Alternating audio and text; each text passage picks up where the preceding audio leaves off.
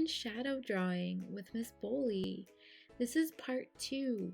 In part 1, we made a value scale.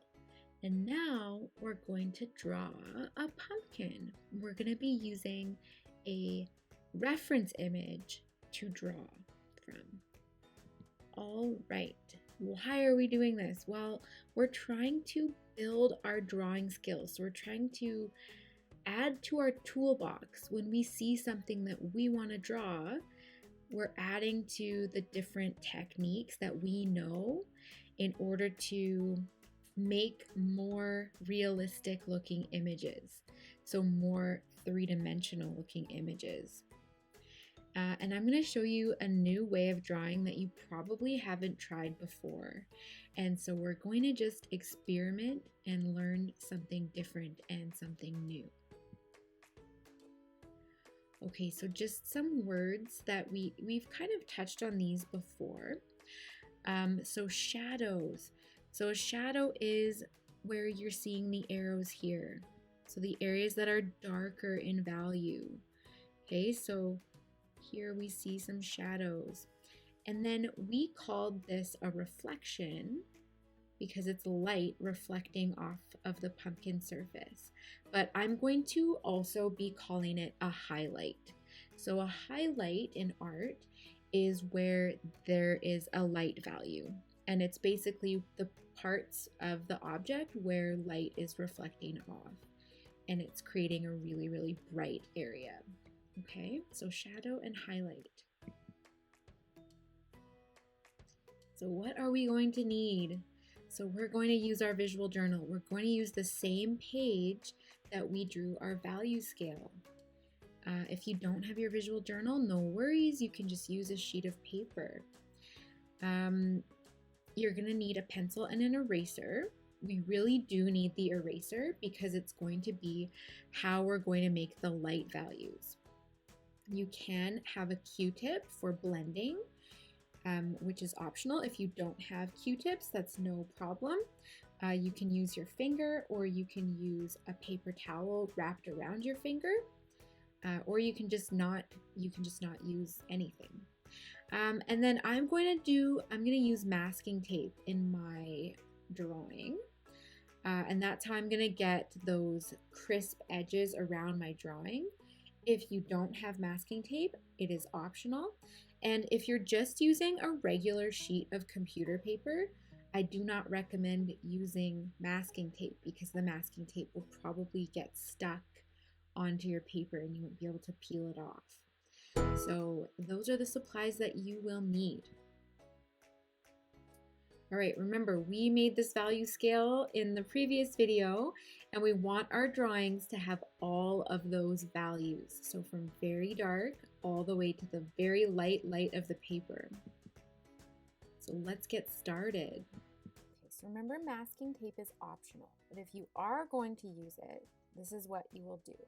So you will rip off a piece of tape that's about the width of your paper. And then this is kind of weird, but it's something I like to do. So I stick the masking tape onto my sweater or onto my pants or whatever so that it isn't as sticky before I stick it down onto my paper. And then that way when I go to peel it off at the end, it's going to peel off a bit more nicely than if I just stuck it right down. It might rip the paper a bit. Okay, so I'm going to make a square using my masking tape. And again, I'm going to stick it onto my sweater. I'm just not going to show that on camera this time. And if you aren't using masking tape, no worries. Just draw sort of an outline of a large square up above your value scale there. Okay? All right, so this is the interesting and new part. So I'm going to take a pencil and I'm gonna do kind of a medium gray value. So I'm not pressing super hard. I'm not pressing like I did for my darkest value. I'm pressing maybe in between the second and the third value. Okay, so I'm just doing kind of a gentle kind of shading all over the whole square. And if you'll notice too, I am using the side of my pencil. Okay, so I'm not holding it straight up and down. I'm actually holding it almost horizontal so that I can kind of get that soft shading, the soft gray. Okay, so I'm gonna scribble all over the whole square. This part is really important. So I can use a finger or a Q-tip or a paper towel, and I'm going to kind of move my Q-tip or my finger back and forth, up and down, all over the square, my shaded square, because I really want to get rid of any of those white spaces. Okay, I want this to just be a soft gray all the way, all over the full square. Okay, not any white spaces. I don't want to be able to see those pencil lines. I want to make this a nice smooth gray. So I'm going to take a long time, not a long time, but I'm going to take a few minutes, and I'm just going to do that right now. This is sped up, but I did take about 2 minutes kind of blending my background and getting it as nice and blended as I could. Okay, so now I'm looking at a reference image of a pumpkin. So now what I'm doing is I'm gonna use my pencil, and it's gonna be a little hard for you to see, but I'm drawing looking at my reference image. So I drew the circle that's going to represent the pumpkin, and I drew a horizontal line that's going to be where my table is in the picture. You can see the table there.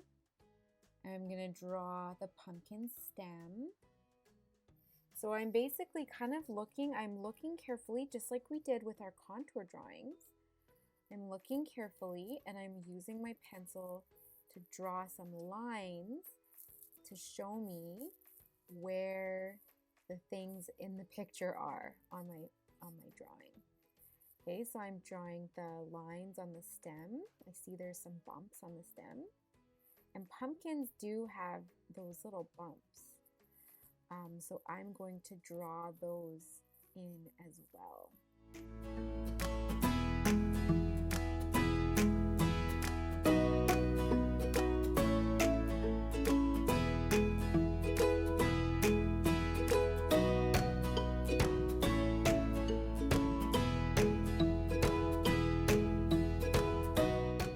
Okay, so you can see now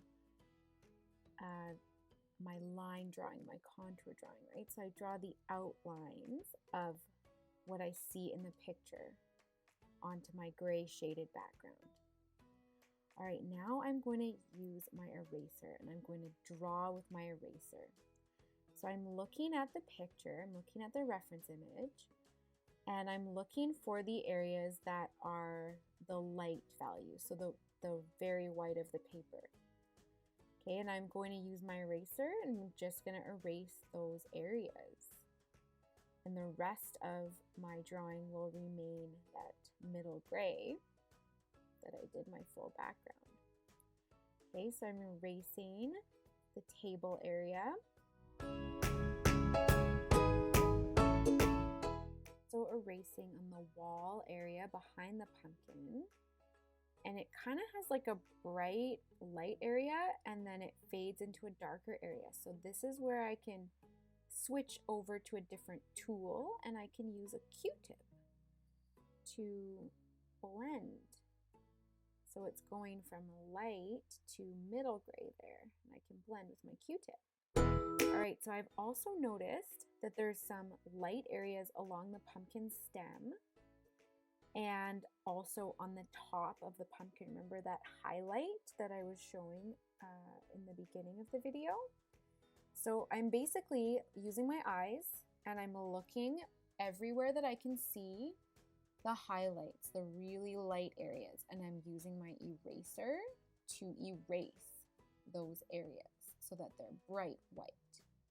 Okay, so there's those, and there's also a little sneaky bright area underneath the pumpkin, underneath that shadow there.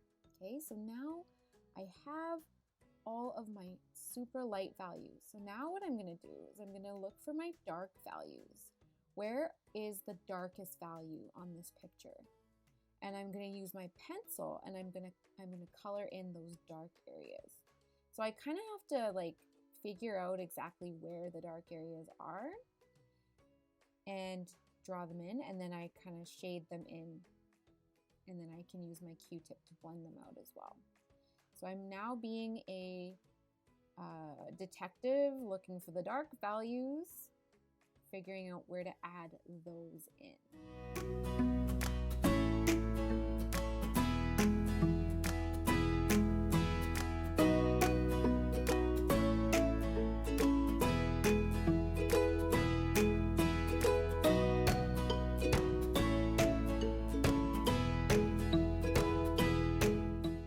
Okay, so the shadow under the pumpkin was a dark, super dark value, and then the second one beside it. And the pumpkin stem is also super dark. I feel like it's the very, very far left, darkest value. So I'm gonna go again, I'm looking around for where the dark values are, and I'm gonna shade those in using my pencil. Basically, I'm just coloring in those areas, looking for my pencil, or with my pencil. And if I ever go too dark, where I'm like, ooh, the whole thing is looking like the darkest value, then I can always use my eraser again. That is the best thing about this type of drawing, is that you can always use your eraser if you need to. So I'm going to speed up through the dark values, and then we will meet back up after that, okay? So I noticed that the pumpkin, you know, the bumps on the pumpkin, those lines that I drew, those seem to have really dark shadows because they're because of the way the lighting is in the picture. So I'm doing those lines really dark, and then there's kind of like across the middle part of the pumpkin, there's a dark shadow, and so I'm gonna do that as well. And I'm gonna kind of just keep doing those bumps, those curved lines, which we see on the pumpkin. So I'll do those. Sometimes there's a light area in between, and sometimes there's not. So my final step is to, well, there's two things. So there's to get my eraser and do just one more little look to see which areas are really bright and to see if I need to brighten up any areas. And I'm also taking my Q-tip and doing any like little blending that I feel like needs to be done. And I'm using a clean Q-tip for this. All right, so this is optional, and you need to not overdo it with this, okay? So this is kind of like a tip. So when I color with my pencil crayon, or sorry, with my pencil, it makes a dark gray. But if I want to have a super, even darker than that, if I want to have a black value, I can use a pencil crayon. So I'm going to take my black pencil crayon, and I'm looking for only the super, super, super dark shadow areas. And I'm just going to gently color. So you can see here, there, if I use the black pencil crayon, it is much, much darker. So I'm trying my best to have the most contrast that I can in this drawing. That will make it look really more three-dimensional and more realistic. We're not expecting this to be perfect. This is the first time you've ever tried this technique, but just use your eyes, be a detective, and use your value scale to match up which areas need to be light and which areas need to be dark, okay? All right, so I'm going to remove the tape now, and a little bit of my paper is ripping off, but that's okay. Just trying to go with it. All right, so there's my final drawing. I can't wait to see yours. Thank you so much for watching.